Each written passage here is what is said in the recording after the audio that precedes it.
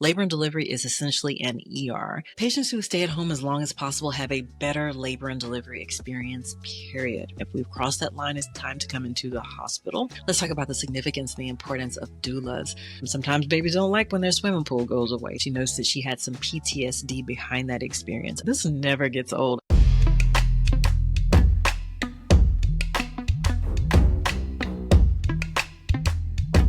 Welcome to this week's episode of the Black Birth Stories podcast. I'm your host, Dr. Tiffany Woodus. I'm a wife, a mama, and a board-certified OBGYN on a mission to help eliminate women's health disparities and improve Black maternal health outcomes. I help you take back control of your birth story without the fear of becoming a victim of the Black maternal health crisis. Each week, we amplify the voices of Black women and our unique birthing experiences, creating an environment for learning, for healing, and for empowerment. Be sure and follow us on Apple Podcasts, Spotify, and YouTube so that you don't miss an episode. It's real. We're about to have a baby. Yeah. Now I'm going to sleep, guys. It's like 2 o'clock in the morning. I need to get up at 6 o'clock in the morning. My induction's at 7:30. So. A few moments later. 2 hours before my induction, the hospital called and canceled due to emergency C-sections. I was rescheduled to 1 week later, which meant I would be able to attend my daughter's second birthday party. This brings up an important point. It's important to realize that when an induction is elective, it is possible that it might be delayed or canceled for an urgent or emergent issue. Labor and delivery is essentially an ER, which means that we have to triage, as in prioritize in the order of urgency or emergency, what we're able to handle. We also have limited resources that we're up against, right? We only have a limited number of rooms. We only have a limited number of staff. So in that situation, and I would say this usually doesn't happen that often, but it is possible that your elective scheduled induction or even elective scheduled C-section may be, and not necessarily even elective, but your scheduled C-section may be delayed in the event of an urgent or emergent issue. These are the worst mistakes Black women can make when choosing an OBGYN, assuming they'll automatically prioritize your safety, ignoring the signs when they dismiss your concerns, and not having a plan to advocate for yourself. Sis, I've been there, and that's why I'm so glad I found the Mocha Maternity Survival Guide, Choosing the Right OBGYN. This guide gave me everything I needed to avoid those mistakes, from conversation starters to tools for assessing their care. It's the ultimate roadmap to make sure you're seen, heard, and protected. Don't take chances with your health. Get your copy today and make the choice that could change everything. Oh my gosh. Alright, so I think this is the start of a labor and delivery vlog. Yeah, I'm having like full-blown labor contractions. And I'm just trying to do something to keep my mind off of it. Malcolm just hopped in the shower. I just got out of the shower because the pain, the water and everything on my back was feeling good.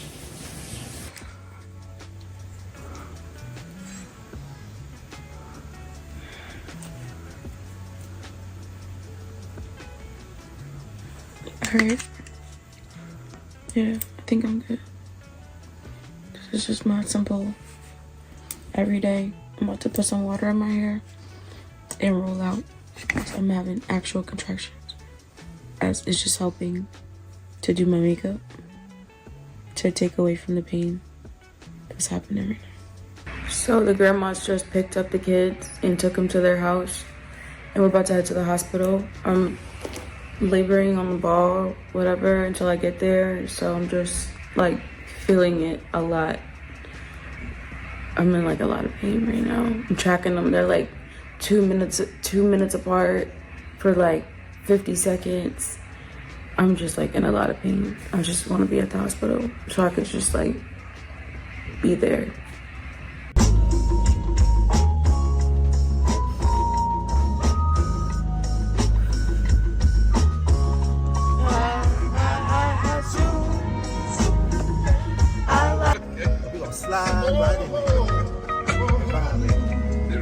How you doing, Piggy?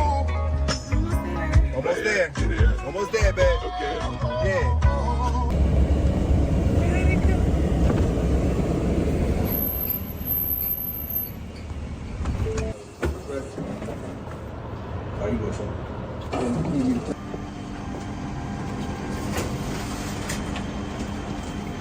Bye-bye. Love you.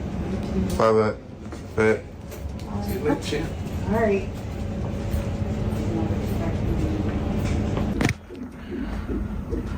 We're at 6 centimeters.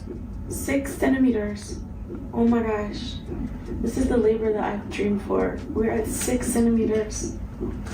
Good job, mama, coming in at 6 centimeters. That is what I'm talking about. Patients who stay at home as long as possible have a better labor and delivery experience, period, right? You're in your safe place at home, where your comfort is, where you can be in your own bed, in your own space. You don't have the restrictions, the rules, the regulations that you can sometimes face in a hospital setting. You don't feel the anxiousness, the worry, the fear that sometimes can come along with being a sterile medical setting. So I find that patients have a much better labor and delivery experience when they stay at home as long as possible. Now, I do not want you scared or worried at home. If we've crossed that line, it's time to come into the hospital. I do not want you to have any concerns. For example, baby should be moving in between those contractions. You should not be bleeding like a period, right? You can have light bleeding, spotting sometimes in early labor. We call that the bloody show of labor, as that cervix is dilating and the cervix is just more sensitive in general as we get closer to our due date, and especially in labor. Those tiny blood vessels are breaking as your cervix is dilating. This is more like blood-tinged mucousy discharge. This is not a put on a pad and filled up the pad, right? We don't want you in excruciating pain. If we've crossed that line, it's time to come into the hospital. And if your bag of water has broken, you need to have a conversation with your healthcare provider to ask them, how long do I have before I need to come into the hospital? Some things to consider. For example, if you're GBS positive and this is not your first baby, you probably need to come in sooner rather than later, because we need to give antibiotics to you so that we can get enough time to pass that from the mama through the placenta to the baby, so that the baby is covered and protected from being exposed to this life-threatening potential infection. For example, if you are a multip, as in this is not your first baby and you're already walking around at lag 3-4 centimeters, you probably need to come in sooner rather than later if you suspect that your bag of water is broken, because it may not take you that long to labor, right? If you have a history of really fast or precipitous labors, you need to come in sooner rather than later. So that's a conversation that you have to have, an individualized discussion with your healthcare provider. But I do find that mamas who do the bulk of the work at home prior to coming into the hospital have a much, much better labor and delivery experience. Shout out to all my fathers. All my fathers who know what this means. The disrespect we get from these hospitals. They don't give us Tempur-Pedic.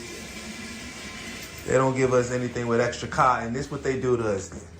Our nurse laughing too, because she knows it's a shame.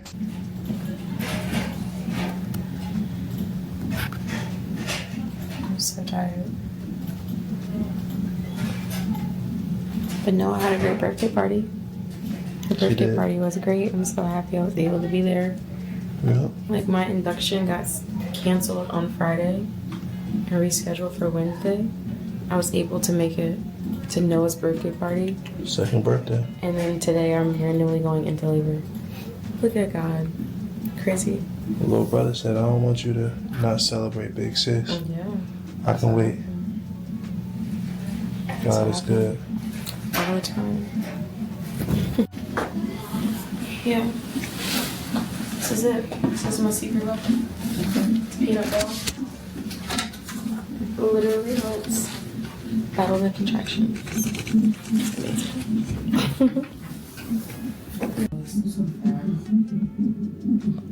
So the bottom of this graph is the contractions, and the top is the heart rate of baby boy. That was a beautiful fetal heart rate tracing. This baby's doing really, really well. That top line that you saw was baby's heart rate tracing. It was in the 120s, which is normal. Anywhere from 110s to 160s is going to be normal. We saw beautiful sawtooth up and down variation in the heart rate tracing. We saw beautiful accelerations above the baseline. Those are all signs of good fetal health and well-being. We didn't see any flattening or significant dips below the baseline, which is also a reassuring sign. On the bottom, those mountains or hills that we saw was mama's contraction pattern. It looked like mama was contracting roughly about every 3 to 4 minutes, so she's in a great pattern, and they look like they were pretty intense too. This is going really well. They gave me like this chair ball. It's like a regular bouncing ball, but like, I don't know, an office chair type of thing.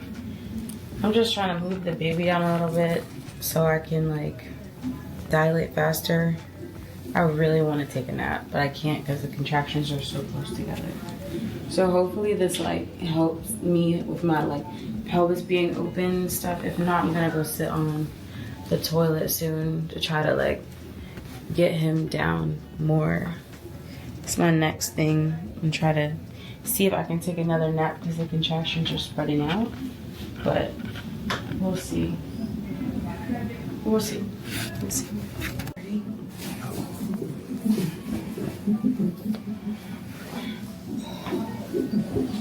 I'm chilling. All right.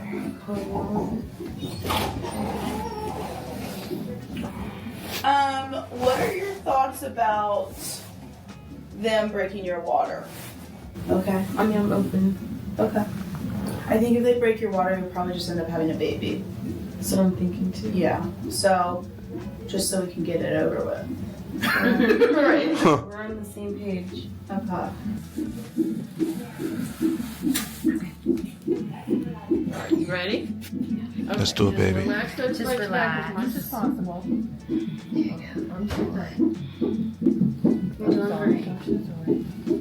I gotta get it out of the way of the cervix. Shit.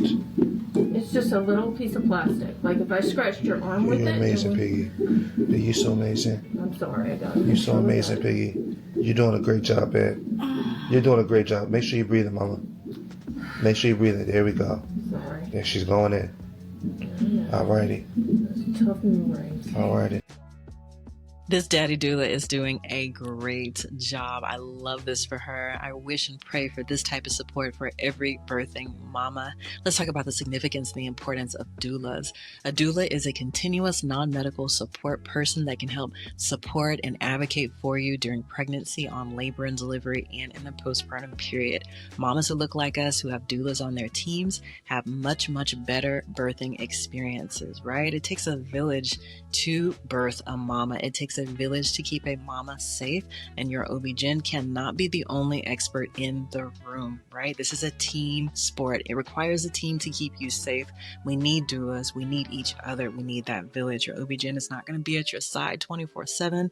They need someone to be an extension of them, to be their eyes, their ears, to bring up any questions or concerns that sometimes they may miss because they're not going to be at your side 24/7. They also provide much needed education in terms of helping to break down and explain maybe medical terminology that you're hearing, diagnoses that you're receiving, procedures that are being recommended to you. Mamas with doulas have much more satisfying birth experiences. We see lower intervention rates, lower C-section rates, lower reliance on pain medication, healthier mamas, healthier babies, higher breastfeeding rates. The benefits just go on and on and on.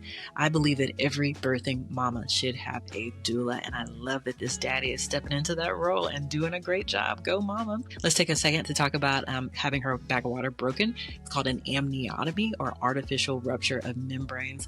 A lot of times when you're progressing well in active labor and your bag of water has not broken, sometimes it's the only thing really standing between you and delivering that baby. And so by breaking that bag of water, it will help to progress the labor process, to move things along quickly, which can be a benefit to mama, especially if she's going natural, right? You don't want this to be prolonged and dragged out any longer than it needs to be, because this mama's in pain. She's uncomfortable. And I know that she wants to move towards the finish line in a safe fashion. Everyone, wants to maintain the safety of the mama and the baby. But if this is what she needs to move her forward, then it's a reasonable choice to consider. Sometimes it's done if there is a concern. So for example, on that fetal heart tracing, if there's any evidence of distress or, any need to place internal monitors, for example, the monitor that monitors baby's heart rate, or the pressure catheter that tells us how strong and how frequent those contractions are coming. Sometimes breaking the bag of water is recommended so that we can place those internal monitors and keep a closer eye on baby and how labor is progressing.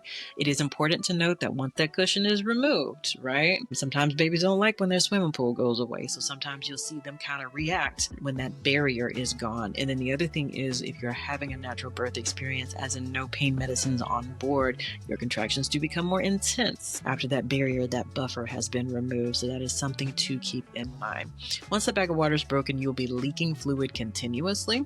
And so your nurses and your support staff will be changing the towels and the pads underneath you continuously, because you'll continue leaking amniotic fluid, baby urine, but amniotic fluid.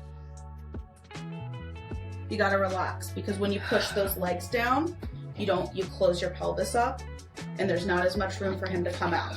You got this, babe. So when you have a contraction, 60 seconds, relax those legs, pull them back, and push, and you'll probably have a baby. Yeah, okay? If you can do it. You've got this. You've done it this far. You can do it. Huh? We just gotta relax so that you have room to get him out, so we don't have any shoulder, okay? But you've got this. You can do it. Okay. Yeah. Okay. You don't have to lift your legs up. Don't lift them up. If you can pull back on them. Like put your hands back here when you're ready, okay? Think about it. How many hands helped raise you? How many voices spoke life over you? How many arms held you close? Black family is deep, and at Melanin Maternity, we celebrate every single part of it. We're not just a shop for mamas. We're a love letter to the entire village. From keepsake birth announcements that honor your newest blessing, to new dad gifts, to presents for the grandma who still prays over you. We have gifts that tell your family's story. Looking for holiday gear that actually represents us? We got that too. Because whether you're the one having the baby or the one making sure the baby always has love, you deserve to be celebrated. Shop Melanin Maternity on Etsy today by visiting melaninmaternity.etsy.com, because our families, our stories, and our legacies deserve the spotlight. For those of you tuning in via the podcast, there's text on the screen that says backstory that this mama is scared during this portion of her labor and delivery experience because she experienced a postpartum immediate hemorrhage after the delivery of her second child.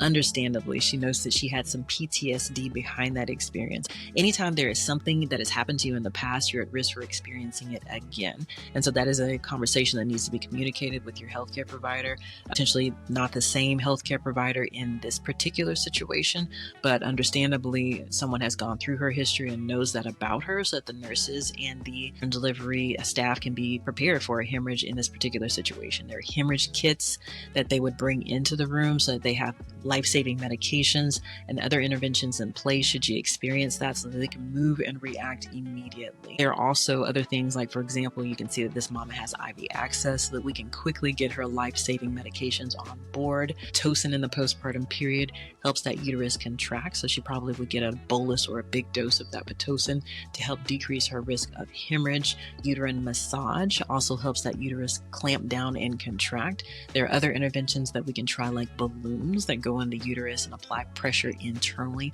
on the walls of the uterus to help it contract as well and decrease the risk of recurrence for postpartum hemorrhage. Hemorrhage is something we have to take very, very seriously. It is one of the #1 causes of Black maternal mortality, and if that is something that you've experienced in the past, going into this delivery, we want to be prepared ahead of time so that we can move immediately and circumvent her experiencing that course again. Built for this. Okay? You built for this. Hey, now you're not used to it. But you're about to do this entire process naturally. Alright? That was the goal? Was that the goal? And you're about to accomplish your goal. Alright? One more time. It's the last time. And you're going to do this. Yes, it's happening. It's happening right now. Let's go. Let's bring your son here. Take your time. All right, grab behind your thighs. Grab behind your thighs. He's coming. He's coming. Grab behind Piggy. your legs. Grab behind your Get her legs. legs back. Get her legs Relax back. those legs. Can I get a baby nurse? He's coming, All Piggy. right, relax. Relax your legs. Look Relax. at me. Relax. You gotta get your legs back. He's gonna get stuck. Take Come a on. deep breath in. Come on, Piggy. Relax your Relax your legs. legs. Look at me. Look at me. No. Look at me. Not yet. No We're just shoulder. not No taking shoulder. a break. Come on, Piggy. You And push. You push. You We got this, push. Paige. Shoulders You Push push. hard. Shoulder. There we You go. push. Shoulder. You push. Baby. Yes. Look at my son. Look at my son. Good job. Congratulations. That's okay. You need to take your breath. Okay, no shoulder. Good job, baby. Good job, baby. Good job. Good job, baby. Good job, baby. You did awesome. You did it. You did it. You did it. Look a little bit, okay? You did it. I'm sorry. I Oh gotta my look a little goodness. bit, She's just checking to see if it's Oh my goodness. Okay? Leave it, and then I'll grab it. Okay? Placenta's out. Okay. Placenta 24.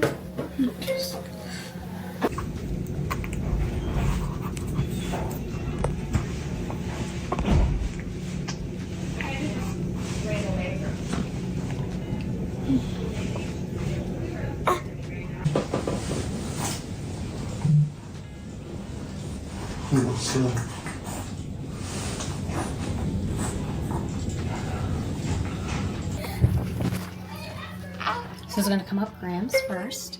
3670 grams. Sorry. 8.1 pounds. Let's go, my boy. Let's go, my boy. Love, love, love this for this family. This never gets old. I've been doing this for 18 years, and stories like this still bring tears to my eyes. So excited for this family. Love that this daddy was so excited and so into it, and love how much he supported his wife. Congratulations to this beautiful family. Thank you so much for joining us this week. Do me a favor and share this episode with a mama who you know would benefit from the learning and the healing and the empowerment that happens each and every week on the Black Birth Stories podcast. We'll see you next week. Want to go deeper? The conversation doesn't have to stop here. Join Melanin Maternity, our digital Black birth community, where you'll get expert guidance, real support, and a sisterhood that sees you. From live Q&As with birth experts to empowering discussions with other Black mamas, we've got you covered. Click the link in the description and step into the community you deserve.